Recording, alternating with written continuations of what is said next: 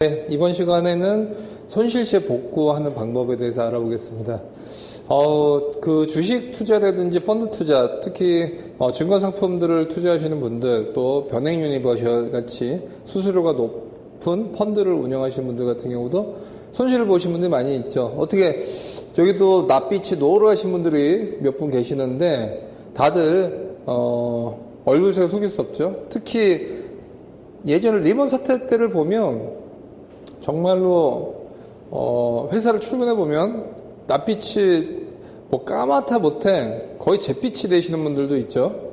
다 주식 투자하신 분들인데 그때가 굉장히 지옥의 한 기간이었던 것 같습니다. 이것도 지금도 장은 뭐 꾸준하게 뭐 박스권 내에 있지만 손실 보신 분들이 굉장히 많이 있고요. 이런 것들을 이제 복구하기 위해서는 상당히 큰 노력이 필요합니다. 왜냐하면 내가 원금이 1억 원인 거예요. 반토막이 났어요. 그럼 마이너스 50%죠? 수치가 마이너스 50입니다. 그래서 내 1억이었던 것이 5천만 원이 됐죠? 그럼 이 5천만 원이 1억이 되기 위해서 수익률이 몇 프로가 나야 됩니까? 50이 아니라 100%가 나야 되죠. 즉, 잃을 때는 쉽게 잃는데 이거를 수익을 내기 위해서는 2배의 노력이 필요한 겁니다. 그래서 손실 보긴 쉬운데 수익 내기는 어렵다는 얘기가 다 이런 데서 나오는 거죠. 그리고 최근 들어서는 이제 중국에서 후광통이 한번 있었죠.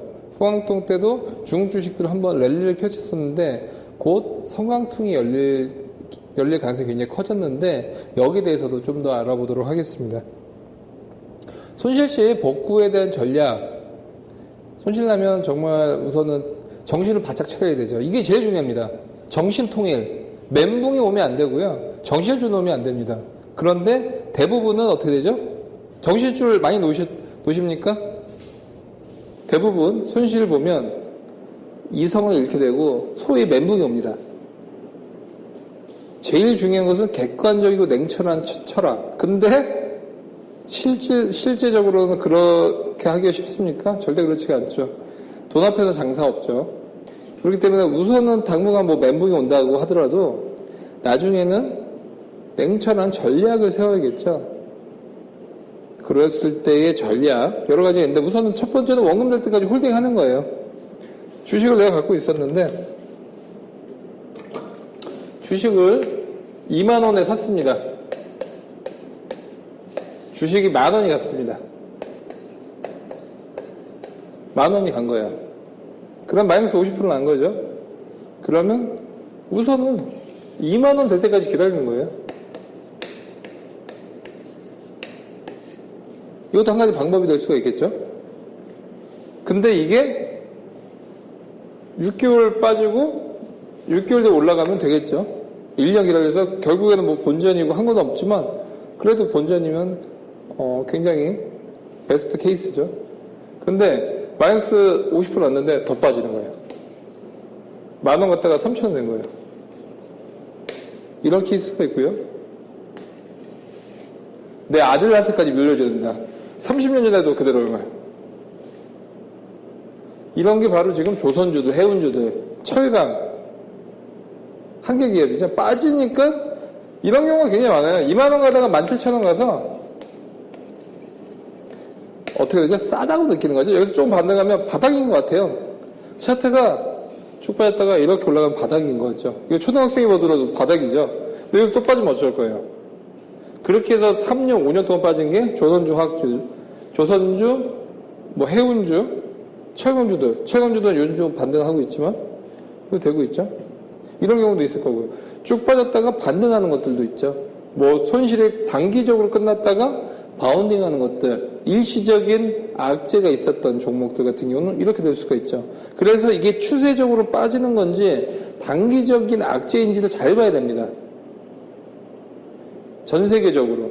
그때 우리나라 주식 중에서 제일 중요한 건 중국 배수를 봐야 돼요. 뭐냐? 철강이 왜 이렇게 빠졌는지 보면 철강 가격이 빠졌었죠. 경기가 안 좋죠. 경기가 왜 안 좋죠? 중국을 중심으로 해서 13억의 인구가 소비를 예전처럼 안 하게 된 거죠. 또 한 가지 있습니다. 철강주도 포스코라든지 현대제철 제일 많이 샀던 것들이 중국에서 제일 많이 사왔습니다. 확실한 고객처가 있었죠. 근데 중국에서 자체 생산을 하기로 했고요. 거기다가 수출 경쟁력이 생기면서 국내의 포스코나 이런 기업들과의 수출을 경쟁을 하게 된 거죠. 그러면서 주가가 안 좋을 수밖에 없죠. 중국에서 그 큰 나라에 막대한 자본이 투입이 됐기 때문에. 이것이 앞으로 어떻게 되냐? 반도체 쪽이 이렇게 되고 있어요. 지금 삼성전자와 하이닉스가 우선은 기술력이 앞서고 있기 때문에 잘 나가고 있죠. 철강도 그랬고요. 조선도 그랬습니다. 우리나라가 앞서고 있었어요. 그렇지만 결국에 따라잡히는 건 시급 문제죠. 근데 이거 억울할 게 없어요. 우리나라도 똑같이 일본 걸 따라해서 섰어요. 일본이 신인본 제철이라든지 철강 회사들이 먼저 발전을 했는데 국내에서 따라잡은 거죠. 조선주도 마찬가지예요. 먼저 따라잡고 중국이 앞서고. 그래서 뭐 일본, 한국, 중국이 있으면 먼저 치고 나가고 얘가 치고 나가고 얘가 치고 나가면 이 업종 얘가 먼저 죽고 그 다음 죽고 그 다음 죽게 돼 있습니다. 그 다음 뭐죠? 동남아시아에서 또 따라가는 거죠. 이게 선진국부터 신흥국까지 똑같은 패턴이에요. 그래서 어떻게 되냐? 그 다음 걸 먹고 사는 거죠. 그래서 추세적으로 이렇게 빠지는 것들을 주구장창 들고 간다고 원금 되기 쉽지 않다라고 볼 수가 있고요. 그 다음에 새로운 투자 전략으로 적극적인 교체를 해야 된다. 뭐냐? 이거는 이제 어떤 좀 고수들의 영역이다라고 볼 수가 있는데 적극적으로 하는 거예요. 그냥 주구장창 들고 가는 건 굉장히 보수적인 거고 빠졌다. 바로 종목 교체해주고 계속 하는 거죠. 단점은 못했을 경우는 아니한만 못하다. 또 수수료가 왕창 나갈 수가 있다. 장점은 어떤 적극적인 것들을 통해서 이때는 손실을 보더라도 나중에 실력이 일취월장할 수가 있는 거죠. 그렇지만 이렇게 하기에는 굉장히 일반인들 같은 경우 쉽지 않다. 볼 수가 있고요. 안정형으로 복귀. 뭐냐? 이제 내가 주식을 했는데 1억 투자해서 한 5천만 원 날린 거예요. 그럼 5천만 원 갖고 뭐 합니까? 예금을 넣고 다시는 증권에서 발을 안 디딘다라는 것들이 우리 아버님 세대, 큰아버지, 친척 중에 한두 명 꼭 있죠. 다시는 우리 집 가훈은 주식하지 말자 라는 게 있죠. 뭐냐? 다시는 그것을 안 하고 나의 원래 안전한 곳으로 간다라는 것들. 어떤 극단적인 선택일 수 있지만 굉장히 많습니다. 손실시 복구 전략은 아니지만 더 손실 보진 않겠다라는 것들도 하나의 전략이 될 수가 있겠고요. 더 큰 리스크 상품. 채권 갖다가 주식 갖다가 선물 옵션 가는 거죠. 보통은 이제 거의 이제 노숙자의 어떤 하나의 말로로 볼 수도 있고요. 아니면 간혹 100명 중에 한두 명은 파생으로 일어나는 사람도 있는데 100명 중에 한두 명 내가 됐으면 참 좋겠지만 99명은 다 깡통 찬다라는 것을 볼 수가 있어요. 왜 이렇게 하냐? 내 주식하고 1억을 한 거예요. 결국에는 100만 원에서 500만 원 남았어요. 근데 내 머릿속에서는 오로지 원금 1억만이 기억에 남습니다. 그러다 보니까 어떻게 되죠? 100만 원 갖고 1억을 만들려면 1000%가 아니라 10,000%죠.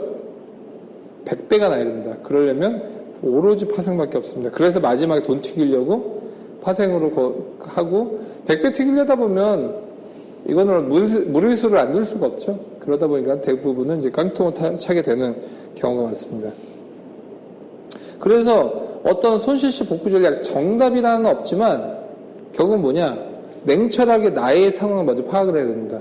내가 과연 이렇게 적극적인 투자 전략을 할 수 있냐? 힘들죠. 누가 이렇게 증시를 제대로 분석하고 하겠습니다. 그러니까 계속적으로 연구를 해야겠죠. 원금 들 때까지 홀딩. 이것도 한 가지 방법이 될 수 있는데 여러 가지 봤었을 때는 계속 투자를 못하지만 어떤 포인트 잡았을 때 내가 그거를